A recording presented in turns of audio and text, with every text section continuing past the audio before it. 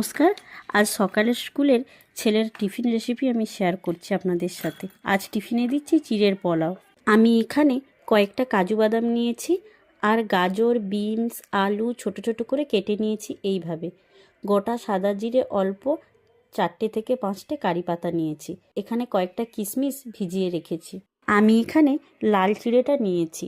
চিড়েটা রাত্রে ভিজিয়ে রাখতে মনে ছিল না, তাই সঙ্গে সঙ্গে ভালো করে ধুয়ে ভালো করে সিদ্ধ করে নিই। প্রথমে কড়াইতে তেল গরম করে কয়েকটা কাজু বাদাম ভেজে নিলাম। ওই তেলে গোটা সাদা জিরে ফোড়ন দিয়ে কারি পাতাটাও ফোড়ন দিয়ে নিলাম। তারপর সমস্ত সবজি ভেজে নিলাম লবণ হলুদ দিয়ে। সবজিগুলো ভালো করে সেদ্ধ হয়ে গেলে আমি এই যে চিড়েটা সিদ্ধ করে রেখেছিলাম দিয়ে দিচ্ছি। সেদ্ধ করার ফলে চিড়েটা খুব নরম হয়েছে, বাচ্চাদের খেতে খুব সুবিধে হবে। দেখুন এখানে আমি ঝরঝরে করে ভেজে নিয়েছি। আপনারা এখানে চিনি দিতে পারেন। আমার ছেলে মিষ্টি পছন্দ করে না, তাই আমি দিলাম না।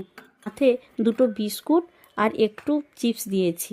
জানি এগুলো বাচ্চার জন্য ভালো নয়, কিন্তু মাঝে মাঝে ওদের কথাও রাখতে হয়। আজকের এই বাচ্চার স্কুলের টিফিন আইডিয়াটা আপনাদের কেমন লাগলো অবশ্যই কমেন্ট করে জানাবেন।